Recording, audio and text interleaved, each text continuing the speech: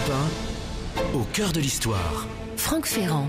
C'est une habitude bien française que Franck Ferrand s'amuse aujourd'hui à traquer à travers les siècles. Bonjour Franck. Bonjour Carole, bonjour à tous. On pourrait parler même d'un sport national, si toutefois il n'était également très pratiqué dans un certain nombre de pays hors de nos frontières.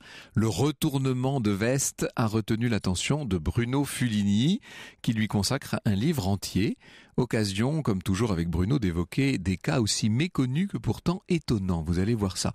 Nous allons les passer en revue tout à l'heure, en compagnie de l'auteur, bien entendu. Et pour nous mettre en jambe, Franck, vous nous proposez de rencontrer un des grands hommes de la Révolution. Et oui, le comte de Mirabeau, en effet, l'homme de la force des baïonnettes. Vous savez, nous allons évoquer la carrière à 360 degrés de ce grand monsieur, avant d'aller nous promener chez lui, dans une des plus belles villes de France. Je veux parler évidemment d'Aix-en-Provence.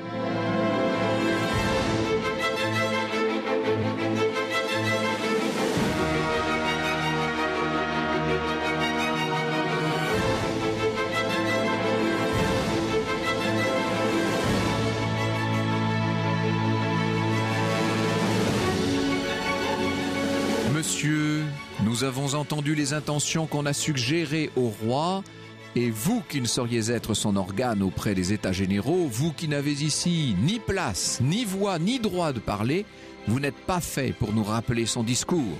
Cependant, pour éviter tout équivoque et tout délai, je vous déclare que si l'on vous a chargé de nous faire y sortir d'ici, vous devez demander des ordres pour employer la force, car nous ne quitterons nos places que par la puissance de la baïonnette. Il s'est levé ce 23 juin 1789, l'orateur hors norme de la salle des États généraux, de larges épaules, le regard vif, le visage grêlé. Il a l'âme d'un héros dans le corps d'un satyre, disait de lui le député Dupont de Nemours. Un orateur qui s'appelle Honoré Gabriel Riquetti, il est comte de Mirabeau. Il vient de s'en prendre, évidemment, et vous avez sans doute appris ça un jour ou l'autre à l'école, il vient de s'en prendre au marquis de Dreux-Brézé, grand maître des cérémonies du roi Louis XVI, qui venait réitérer l'ordre du roi, ordre aux trois ordres de siéger séparément. Mirabeau a donc pris la parole. Il a haussé le ton, le tiers-état rejoint par une partie du clergé et autoproclamé Assemblée nationale, là depuis quelques jours. Le tiers-état refuse de quitter la salle des menus plaisirs. 4 jours plus tard, Louis XVI demandera au clergé et à la noblesse officiellement de rejoindre le tiers-état. Vous comprenez l'importance de Mirabeau dans un des moments les plus décisifs de notre histoire. On l'a surnommé la torche de Provence, Mirabeau tonnerre, c'est comme ça que l'appelait Camille Desmoulins, ou l'Attila de l'éloquence, c'est ainsi que parlait de lui le royaliste Rivarol. Mirabeau n'a rien d'un révolutionnaire, pour tout vous dire. Il est d'origine aristocratique, il joue un jeu assez complexe. D'abord tribun à l'Assemblée, il sera le garant d'une monarchie assurant l'équilibre entre les pouvoirs.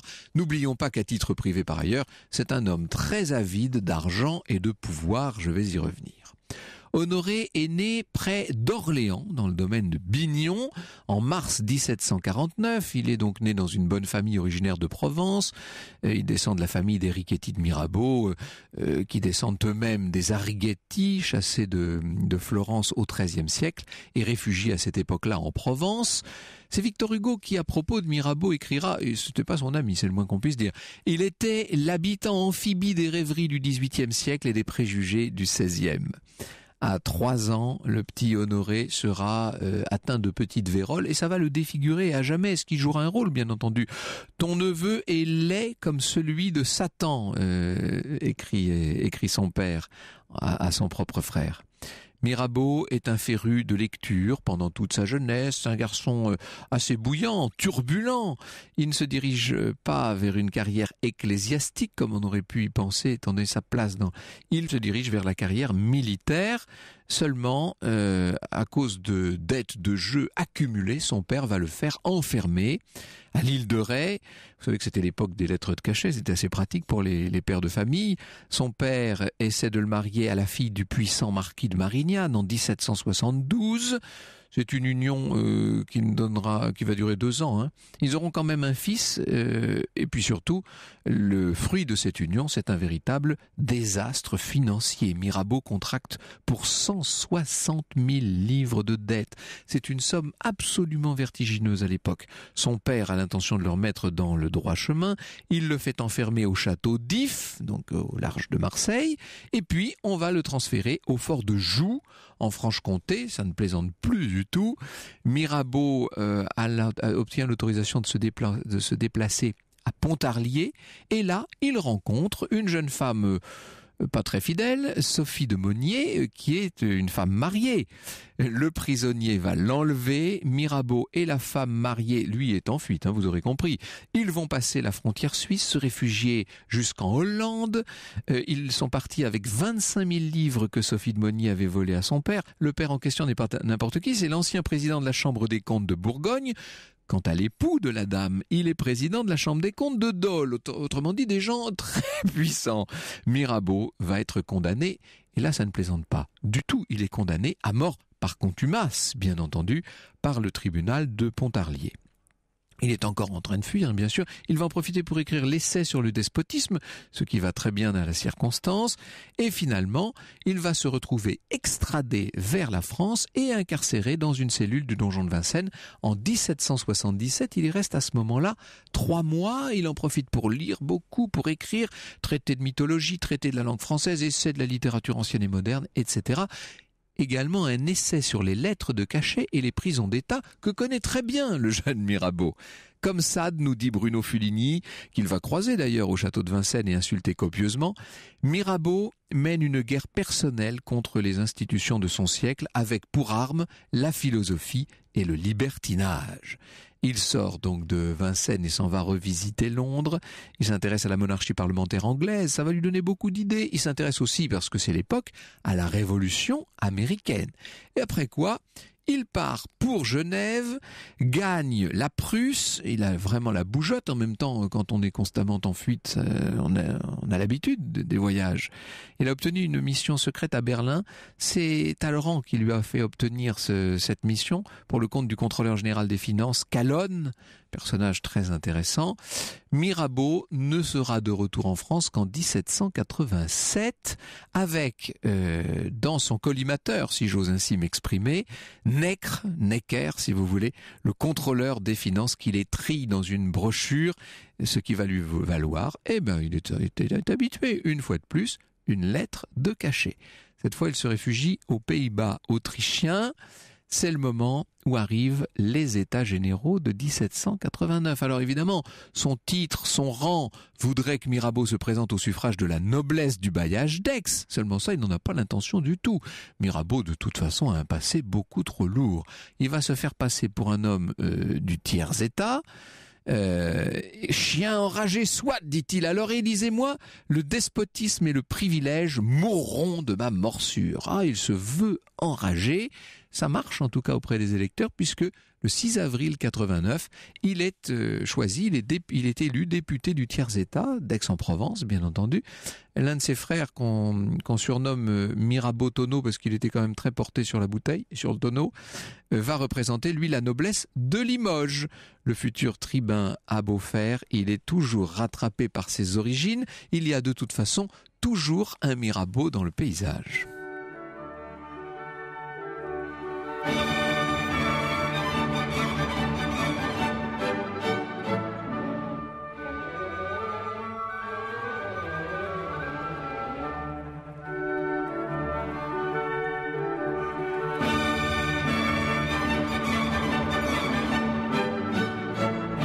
Un extrait de l'ouverture des Noces de Figaro de Mozart sur Europe 1. Au cœur de l'histoire. Franck Ferrand. Vous nous parlez de Mirabeau. Il participe aux États généraux en 1789. Pouvez-vous nous rappeler, Franck, comment ils se sont organisés ? C'était très compliqué. Vous savez, on n'avait pas réuni les États généraux en France depuis 1614. Ce qu'on appelle les États généraux, ce sont des représentants des 3 ordres de la nation. Il ne faut pas oublier qu'on est sous l'Ancien Régime. C'est une société d'ordre. Donc vous avez le clergé, bien entendu, la noblesse. Le clergé est censé prier. Vous savez, la noblesse est censée défendre la dynastie et le pays. Et puis, le tiers-État, c'est-à-dire tout le reste, si vous voulez, qui paie l'impôt notamment.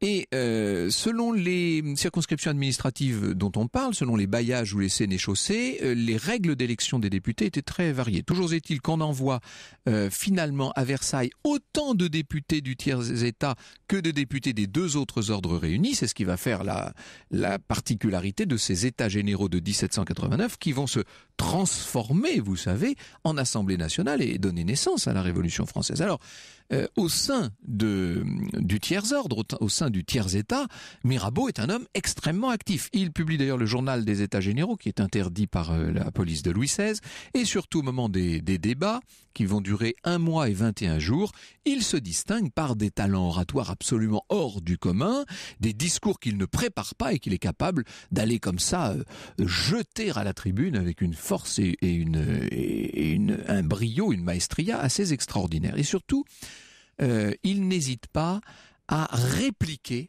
à ceux qui lui rappellent ses origines aristocratiques, bien entendu. Lorsqu'on est monsieur le comte de Mirabeau, vous savez, j'attache si peu d'importance à mon titre de comte, dit-il, que je le donne à qui le voudra. Mon plus beau titre, le seul dont je m'honore, c'est celui de représentant d'une grande province et d'un grand nombre de mes concitoyens.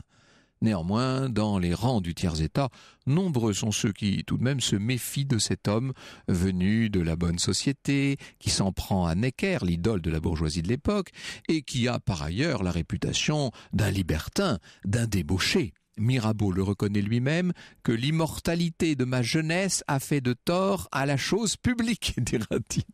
L'immoralité, pas l'immortalité, l'immoralité de ma jeunesse. C'est à partir du 23 juin 1789, jour de cette charge mémorable contre le marquis de Dreux-Brézé, donc c'est à partir de ce jour-là que Mirabeau va devenir le porte-voix de la colère, en quelque sorte.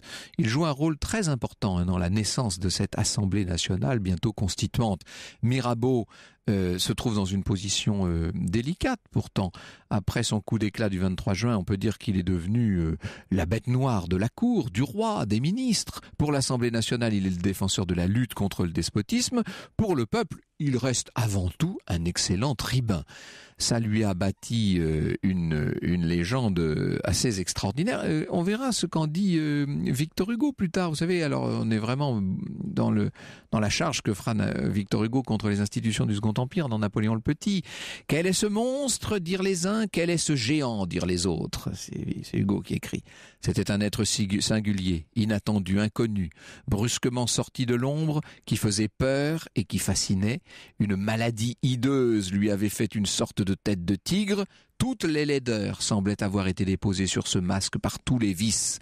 Il était comme la bourgeoisie vêtue de noir, c'est-à-dire de deuil. Son œil fauve jetait sur l'assemblée des éblouissements. Il ressemblait aux reproches et à la menace. Tous les considéraient avec une sorte de curiosité où se mêlait l'horreur. Il leva la main, on fit silence.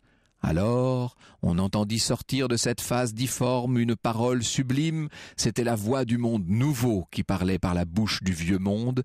C'était 89 rayonnantes et splendides qui se levaient debout et interpellaient, qui accusaient, qui dénonçaient à Dieu et aux hommes toutes les dates fatales de la monarchie. Ça, quand Hugo prend la parole, c'est peut-être pas un très grand orateur, mais c'est en tout cas un très grand littérateur. Au cours du 19e siècle, Mirabeau va être considéré d'une certaine manière comme le fondateur du parlementarisme.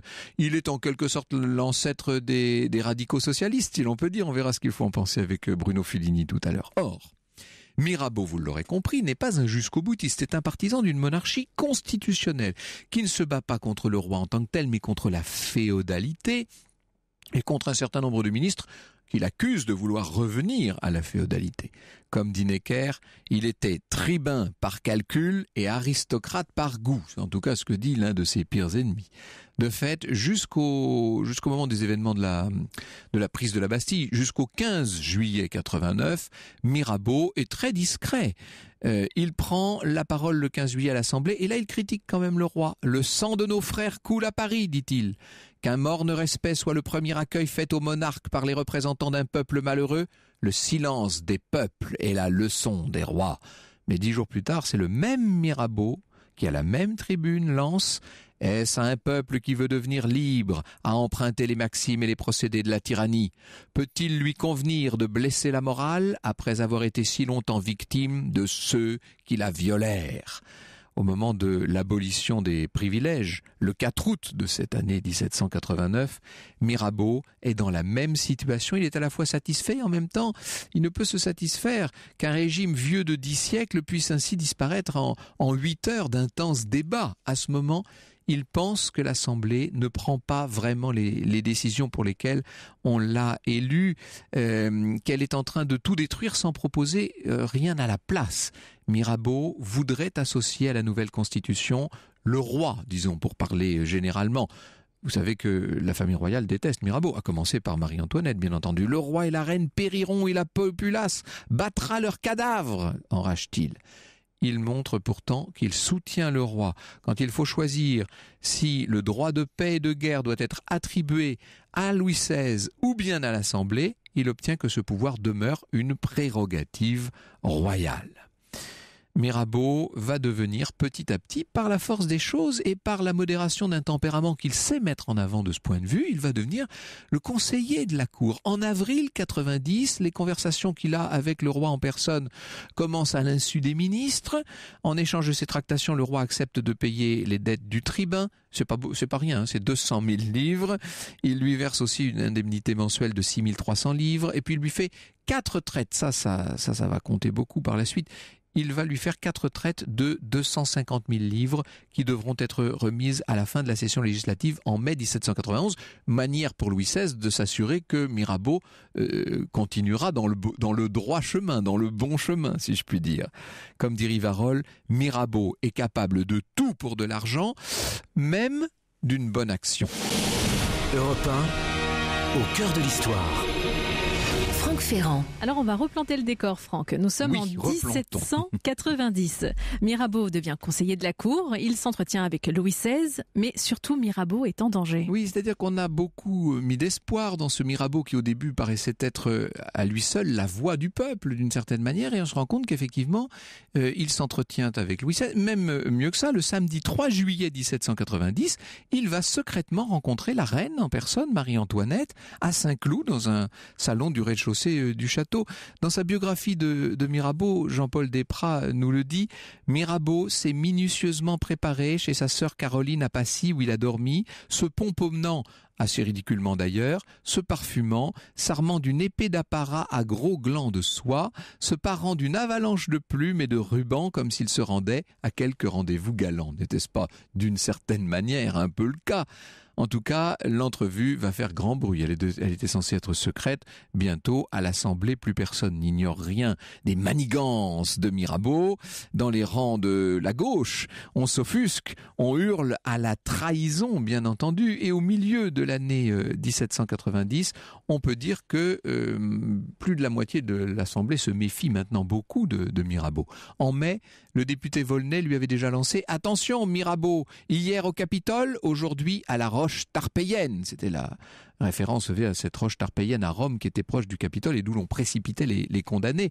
C'est vrai que les lieux du triomphe à Rome étaient situés très près des lieux de l'exécution capitale.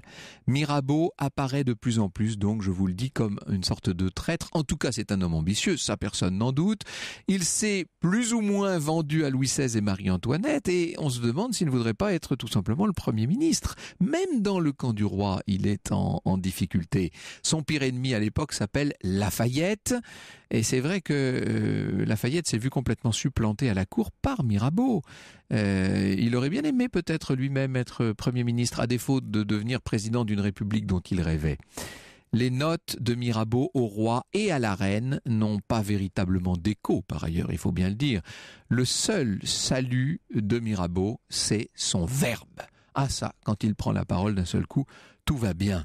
Louis Madelin nous le disait, son génie lui permettait d'accommoder à son dessein les idées qu'on lui passait et de leur donner un tour personnel toujours puissant, car tandis que son esprit assaisonnait de mots incisifs ou de brûlantes formules le texte d'autrui, sa voix eût suffi à donner au discours une portée émouvante. Et oui, ça c'était l'arme secrète, c'était la botte de Mirabeau. Le 15 novembre 1790, après le pillage de l'hôtel de Castres, une émeute à la suite d'un duel au cours duquel le marquis de Castres a blessé au bras Charles de Lameth, le frère d'un des triumvirs, Mirabeau va prendre la défense des émeutiers. Il désavoue Lafayette, qui commande toujours la garde nationale, cet homme qui voit en simple spectateur dévaster cette maison n'aurait ni plus de force, ni plus d'influence s'il fallait sauver le roi, dit-il. Camille Desmoulins retrouve l'admiration des premiers jours. Il parle de Saint Mirabeau. Le député d'Aix est acclamé sur la scène du théâtre français et on va lancer dans tout Paris une souscription pour exécuter son portrait en pied, simplement parce qu'il a défendu dans cette affaire de Castres, il a défendu les émeutiers, il a défendu le peuple. Comme toujours, il marche sur un fil. Vous voyez, son discours, en même temps, le même discours a beaucoup choqué la reine. Alors il se justifie auprès de Marie-Antoinette. Il faut dissimuler, madame, quand on veut suppléer à la force par l'habileté, comme on est obligé de louvoyer dans la tempête, dit-il. C'est quand même un aveu, ça. À force de discourir des heures et des heures à l'Assemblée et de chercher à ménager un camp puis l'autre, Mirabeau est de plus en plus fatigué, il faut bien le dire. Sa position est intenable. Comment voulez-vous être à la fois le partisan de la monarchie tempérée qu'il voudrait voir advenir, et en même temps continuer d'être l'incarnation des idéaux révolutionnaires? Il faut vous dire qu'en même temps, il continue à mener une vie totalement débauchée, totalement déréglée. Il collectionne les maîtresses, il dîne tous les soirs il soupe jusqu'au milieu de la nuit, etc. Quand je parle des maîtresses, la plupart sont de très petites vertus, si vous voyez ce que je veux dire. À la fin de l'année 90, il commence à porter un bandeau sur les yeux parce qu'il a une ophtalmie purulente. Vous voyez quand même, le corps se rappelle, si je puis dire, à son souvenir. Son cou est enveloppé de linges qui sont plus ou moins saignants, il grossit, il a le teint très jaune, il a du mal à monter jusqu'à la tribune, enfin vous voyez, son état empire. À la fin du mois de mars 1791, les coliques néphrétiques qu'il subit l'obligent à s'aliter, et là, il sent bien qu'il est totalement au bout, et il sent la mort venir. Talleyrand va lui rendre visite. Mirabeau lui remet un discours que l'évêque d'Autun devra lire à l'Assemblée. Il lui murmure: j'emporte avec moi les derniers lambeaux de la monarchie. C'est sans doute vrai du reste. Mirabeau va mourir le 2 avril 1791. Il avait seulement 42 ans. Alors vous savez que 2 jours plus tard, sa dépouille sera transférée au Panthéon des grands hommes. C'est l'ancienne église Sainte-Geneviève qu'on a ainsi réaffectée. Mais Mirabeau ne va pas rester au Panthéon puisque on l'en retire quelque temps plus tard. La Convention nationale ira jusqu'à jeter ses restes dans une simple fosse commune du cimetière de Clamart. Réprouvé à 30 ans, écrit Bruno Fulini, idolâtré à 40 et outragé après sa mort, celui qui fut l'âme de la Révolution aura donc, comme son siècle, fusionné les contraires, l'esprit étincelant et les plaisirs charnels, le goût de la liberté et l'âpre vénalité, le beau langage et les mauvaises pensées. Bonjour Bruno Fulini. Bonjour. Je ne pense pas que Mirabeau soit le pire de ceux que vous nous présentez dans ce livre extraordinaire qui s'appelle L'art de retourner sa veste et qui est tout simplement un ouvrage réjouissant. Europe 1, au cœur de l'histoire. Franck Ferrand. Au cœur de l'histoire de Mirabeau. Vous recevez Franck Ferrand, l'historien et maître de conférences à Sciences Po, Bruno Fulini. Oui, Bruno Fulini nous abreuve de trouvailles dans cette émission. Souvent, il arrive avec des cas très méconnus, très étonnants, vous savez. Et là, c'est le cas. Dans ce dictionnaire des retournements de veste, en tout cas dans ce recueil d'un certain nombre de biographies étonnantes, il nous propose des cas. Je crois que c'est le mot, ce sont des cas. Et Mirabeau n'est pas le pire de ces cas, Bruno Fulini, loin de là. Non, d'abord parce que dans Mirabeau, il y a le talent. Mirabeau est aussi l'homme qui vraiment ouvre le bal, inaugure ces retournements de veste, parce qu'il faut bien se rendre compte que, bien sûr, les trahisons, les changements de camp, ça existait bien avant, mais qu'à partir du moment où, en 1789, les protagonistes de la lutte pour le pouvoir tirent leur légitimité de l'élection, cela change tout. Qu'un chef de guerre change de camp au milieu de la bataille, ma foi, ça le regarde, mais qu'un élu qui est là parce que des électeurs l'ont désigné pour incarner leurs idées, change d'idée en cours de route, là ça pose un problème nouveau. Et donc Mirabeau est le premier, d'une longue liste, le premier de ces cas, et la chance a voulu que ce soit un cas extrême et un cas en même temps très talentueux. Oui, très brillant. C'est-à-dire que ce qui fait le charme et l'intérêt de Mirabeau, c'est que dès qu'on lit quelques phrases extraites d'un de ses discours, ça prend immédiatement un souffle et une élévation remarquable. C'était un grand tribun, un grand orateur. C'était un immense tribun, et d'ailleurs la difficulté quand on lit ces discours, c'est qu'en fait ceux qui ont pris en note ces discours qui cherchent à en rendre l'oralité ont du mal à le faire, car en vérité ce sont des phrases interminables. Et si on les lit, je dirais en donnant le ton, on voit bien qu'il y a des paliers pour la parole, et que parfois ce qu'on appelle des anacolutes, des ruptures de construction en fait. Et donc la voix enfle pour tout à coup se terminer de façon absolument fulgurante, ce qui fait que toutes les métaphores qui évoquent Mirabeau sont des images qui renvoient au tonnerre, à la foudre, ou alors au flot déchaîné, ou à l'orage, toujours des météores, toujours des phénomènes naturels, parce que effectivement je pense que les murs tremblaient quand Mirabeau s'exprimait. Oui, et les oreilles se tendaient forcément. Je me rappelle un cours que nous avait donné à Sciences Po il y a très longtemps de ça, Jean Tullard, à propos de la Restauration, et il nous montrait ce qu'on appelle le dictionnaire des girouettes, dont vous parlez évidemment, parce qu'il est à l'origine même de ce projet de l'art de retourner sa veste. Et ce dictionnaire des girouettes, c'est une espèce de gros recueil dans lequel on a mentionné au moment de la Révolution, du Consulat, de l'Empire, de la Restauration, des 100 jours, de la deuxième Restauration, on a noté les retournements de veste, tout simplement. Alors, il y a des gens qui ont 1 girouette, 2 girouettes, 3 girouettes, comme pour les étoiles des hôtels, vous savez un petit peu. Bon. Et alors, ce livre est très imposant, très impressionnant. C'est un très gros volume. Et donc, je me rappelle très bien Jean Tullard posant le livre sur le bureau, ça faisait un bruit terrible. Boum. Il nous disait, voilà les gens qui ont retourné leur veste. Mais, disait-il, il y a eu des gens très droits et qui n'ont servi qu'un seul régime. Et d'ailleurs, on en a fait également un dictionnaire. Et là, il sortait un petit opuscule de 3 ou 4 feuillets. Et évidemment, vous imaginez l'effet produit, l'amphithéâtre éclatait de rire. Tout le monde a retourné sa veste dans cette période troublée du tournant du 19e siècle, Bruno Fulini. Il faut bien se rendre compte qu'entre 1789 et 1815, il y a tellement de retournements de situation et de changements de régime que presque tout le personnel politique et administratif retourne sa veste, et surtout la retourne un certain nombre de fois. D'où effectivement cette gradation des girouettes. Dans le dictionnaire, il faut s'imaginer que ces girouettes sont vraiment figurées. Ce sont des petits pictogrammes en forme de girouette, et il y en a de 1 à 12. Oh là là. Bon, alors il n'y a qu'une élite, si je puis dire, qui a 12 girouettes. Chénier, Marie-Joseph, Bernadotte, MacDonald, Augereau. Alors non, tout ça, 3 girouettes. Augereau, on a 8 quand même. Il faut dire que lui, il a passé son temps à changer de camp et d'armée. Hein. Oui, Augereau a changé à la fois politiquement, militairement. C'est un simple maître d'armes qui a eu un destin assez hors du commun et qui a toujours sa rue dans Paris malgré toutes ces trahisons multiples. Cambacérès, moi je l'aurais bien vu plus, mais il n'a que 6 girouettes, c'est déjà pas mal. C'est déjà pas mal. Donc Cambacérès, c'était un magistrat pensionné sous Louis XVI qui va devenir très révolutionnaire et même très jacobin, jurant de haïr les rois à jamais. Et puis on va quand même le retrouver second consul, puis duc de Parme, donc finalement archi-chancelier de l'Empire. Et puis lorsqu'en 1814, le Sénat impérial, qui est vraiment une création de Napoléon, décide de déposer Napoléon, il envoie une très belle lettre à Talleyrand pour dire à quel point il soutient cette excellente idée. Ce qui est extraordinaire dans le cas de Cambacérès, c'est que lorsque Napoléon revient pour les 100 jours, ma foi on le garde. Et puis, et lorsque Louis XVIII revient, il sait que le cas est totalement désespéré. Et donc non seulement on ne lui en veut pas plus que ça, mais comme entre-temps il est devenu prince dans la noblesse d'Empire, eh bien il entre à la chambre des pairs où il va siéger avec les survivants de l'ancienne noblesse qu'il a cherché à massacrer à une période de sa vie. Cambacérès, c'est un cas qui fait sourire.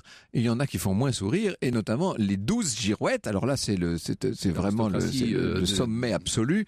Évidemment, je n'ai même pas besoin de citer leur nom. Je pense que les auditeurs les auront reconnus. C'est Fouché et Talleyrand, bien entendu. Bien sûr, c'est le vice appuyé sur le bras du crime.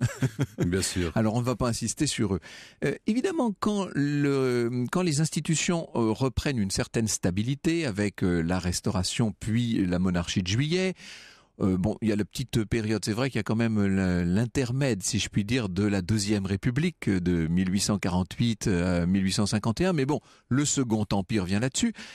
La stabilité des régimes fait qu'on voit tout de suite moins de girouettes. Quand même, vous en relevez quelques-unes sous le Second Empire, dont une qui porte un joli nom, Gaspard Thémistocle Lestiboudois. Oui, c'est joli, Thémistocle, Lestiboudois. Alors déjà, c'est tout un programme, parce que lorsqu'on prénomme son enfant Thémistocle...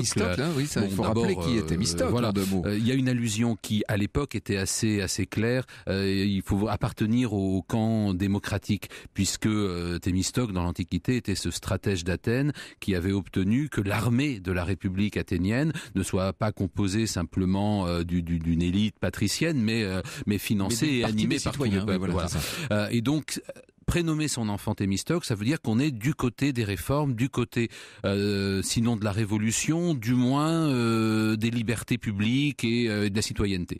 Et le Thémistocle en question, comme son père, va d'abord incarner une option assez libérale. Donc il va commencer vraiment, puisque lui a fait surtout des études de médecine, il va entrer en politique à Lille au début de la monarchie de Juillet. Donc il y a cette révolution de 1830 qui crée une monarchie constitutionnelle en France avec Louis-Philippe au pouvoir, mais aussi une assemblée. Alors il est d'abord conseiller municipal à Lille, et puis il va être élu député, à une époque où les députés, pour environ 10 millions d'hommes majeurs français, sont élus par environ 140 000... Oui, parce que c'est ce qu'on appelle le suffrage censitaire. C'est-à-dire qu'il faut avoir un certain niveau de revenu pour avoir le droit de vote, tout simplement. Voilà. Et néanmoins, dans l'Assemblée, la Chambre élue au suffrage censitaire, eh bien, il y a une droite et une gauche. Et notre Thémistocle Lestiboudois siège à gauche dans une nuance qui a un très joli nom également, ce qu'on appelait la gauche dynastique. Alors, ne confondons pas tout. À l'époque, dans l'opposition, il y a d'abord la gauche puritaine, ce sont ceux qui veulent changer les institutions, c'est-à-dire qu'en fait ce sont des républicains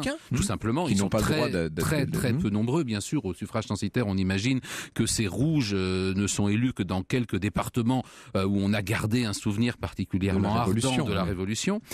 Et puis il y a un peu plus nombreuse une opposition dynastique, une gauche dynastique, alors qui elle est tout à fait à son aise dans ces institutions de la monarchie de Juillet, mais qui réclame l'élargissement du sens, qui a un petit peu plus d'électeurs quand même, et puis une plus grande liberté de la presse, moins de censure, ce genre de timide réforme. Alors ce qu'il faut dire, c'est que au-delà des changements de régime, il y a aussi une évolution des tempéraments avec l'âge. Il est assez fréquent que des jeunes gens très anarchistes ou très révolutionnaires finissent en bons bourgeois, patrons de grandes institutions. On en a connu dans toutes les époques. Il y en a un qui m'amuse, c'est Agénor Altaroche. C'est un chansonnier, lui, en fait. Oui, alors lui, il part même de très à gauche, puisque c'est un chansonnier pauvre qui sort de son Auvergne natale, qui tente sa chance à Paris, qui va composer des chansons où il célèbre les pauvres, les ouvriers, contre l'égoïsme et la férocité des riches, mais qui va très très vite évoluer. Vous en citez comme ça un certain nombre qui partent de l'extrême gauche et qui finissent bien dans le conservatisme le plus absolu. Il y a l'inverse aussi. On a des gens ultra conservateurs, genre Victor Hugo, qui vont finir dans le républicanisme très à gauche. Tout existe, bien entendu. Dans un instant, nous allons évoquer le cas, à mon avis, le plus inouï de ce livre, et Dieu sait qu'il y en a, pourtant. On a l'embarras du choix, vous savez. C'est le général Cluseret. On y vient dans un instant. Au cœur de l'histoire. Franck Ferrand. Au cœur de l'histoire, consacré aujourd'hui à un personnage qui a justement retourné sa veste, Mirabeau. L'historien Bruno Fulini, auteur de L'art de retourner sa veste aux éditions Vibert, est à vos côtés. Franck Ferrand pour l'évoquer. N'oubliez jamais cette vérité, monsieur Florence. Un homme politique peut se tromper. Cela n'a aucune importance s'il reconnaît son erreur il est perdu. Ça, c'est Jules Verne qui fait dire ça.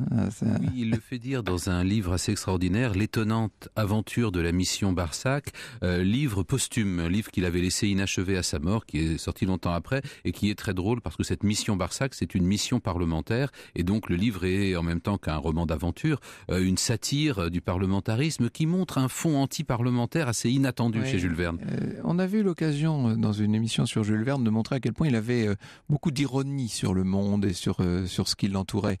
Il était élu de gauche à Amiens, si je ne m'abuse. Alors, c'est très compliqué parce que à Amiens, où il s'est installé en 1872, il devient un personnage en vue, évidemment, avec le succès de ses livres. Et donc, le maire, qui est par ailleurs sénateur, Frédéric Petit, lui propose de figurer sur sa liste. Alors, le maire est de gauche. Dans sa jeunesse, il était même proudhonien. Donc, ceux qui voulaient remettre en cause la propriété. La propriété, c'est le vol, disait Proudhon.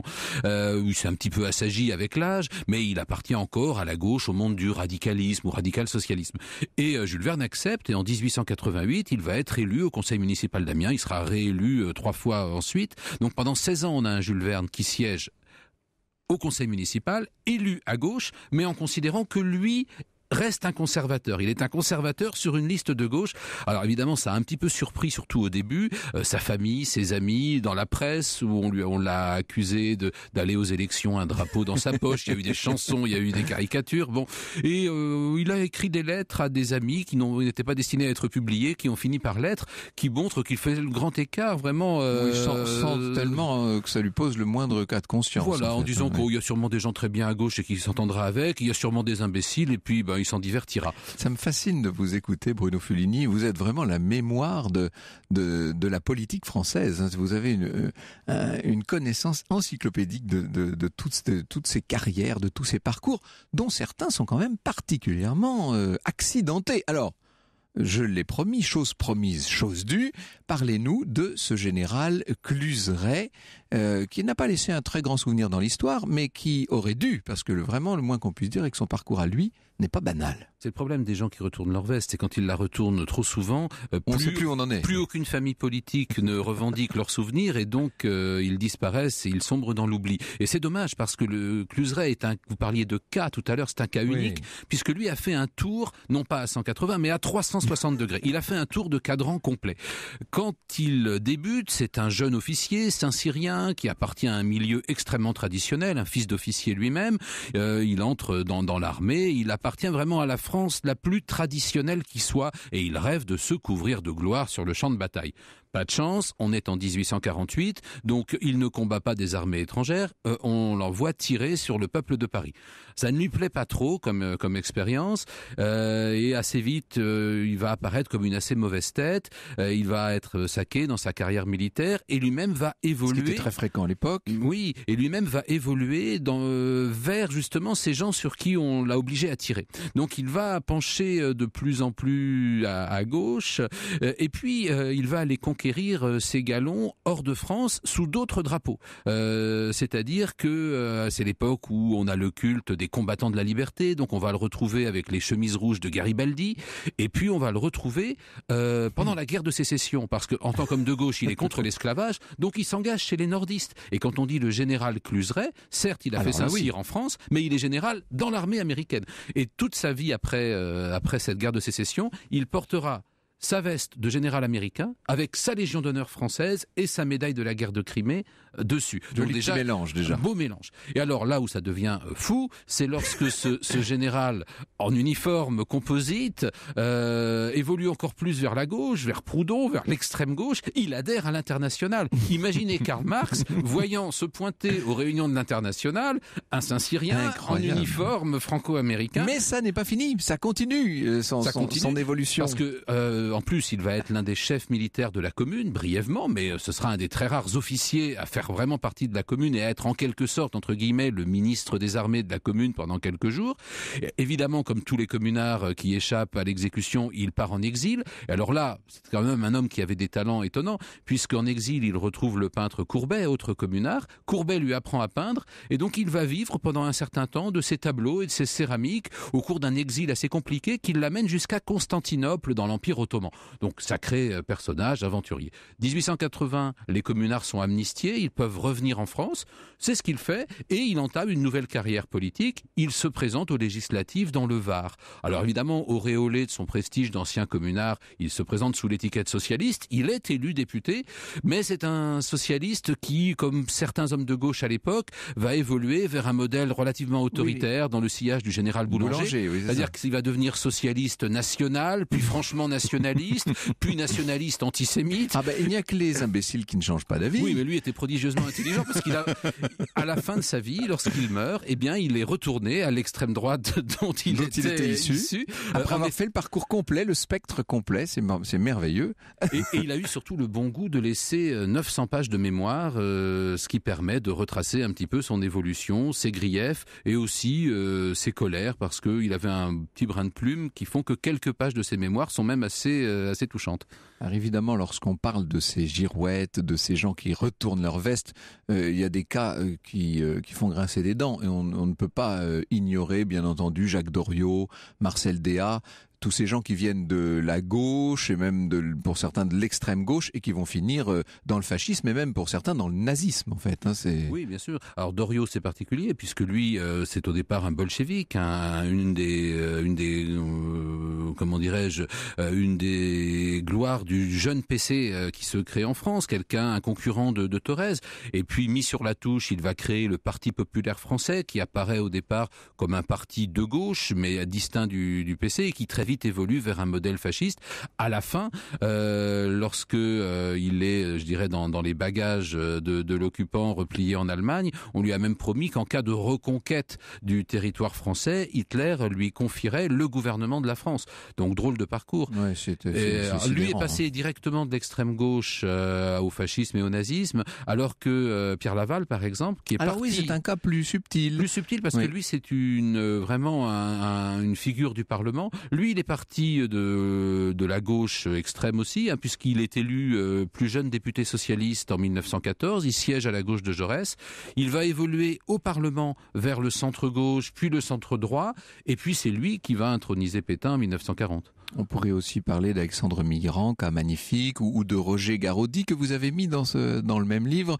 On n'aura pas le temps aujourd'hui, mais c'est d'ailleurs étonnant d'avoir choisi Garaudy, qui est sur un registre un peu différent, même s'il a eu des responsabilités politiques, bien sûr. On l'a oublié, mais Roger Garaudy a été non seulement député communiste, mais vice-président de l'Assemblée nationale, président de la Commission d'éducation nationale. C'était un cadre très important du PCF. L'art de retourner sa veste de l'inconstance en politique, de Bruno Fuligny, c'est publié à la librairie Vuibert. Nous nous retrouvons demain, chère Carole. Avec grand plaisir. Merci beaucoup, Franck. C'était Franck Ferrand.